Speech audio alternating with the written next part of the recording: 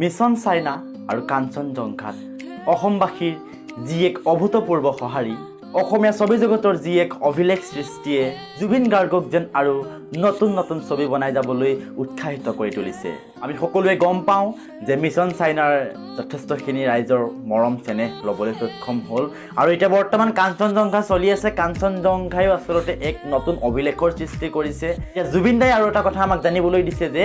অতি সোনকালে 1-1.5 বছৰৰ ভিতৰতে আহি আছে জুবিন দাৰ আৰু এখন নতুন চিনেমা হয় আপোনালোকে ঠিকেই শুনিছে আহি আছে জুবিন দাৰ আৰু এখন নতুন চিনেমা যিখনৰ নাম হ'ব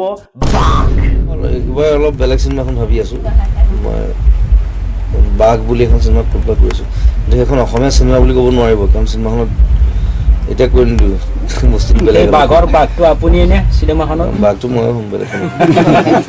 এই বাঘ ছবিখনৰ বাঘৰ চৰিত্ৰটি অভিনয় কৰিব স্বয়ং জুবিন দাই গতিকে নিশ্চয় ছবিখন বহুত বেছি আমোদজনক হ'ব আমি সকলোৱে আশাবাদী আপোনালোকে বাৰু সেই জুবিন দাৰ বাঘ নামৰ ছবিখন চাবলৈ ৰৈ আছেনে কমেণ্ট কৰি নিশ্চয় জনাব বাৰু বন্ধুসকল আমাৰ আজিৰ এই সৰু ভিডিঅ'টো ইমানেই আছিলে আকৌ এটা নতুন ভিডিঅ'ত আপোনালোকক পুনৰ লগ পোৱাৰ প্ৰতিশ্ৰুতিৰে আজিলৈ এৰিলোঁ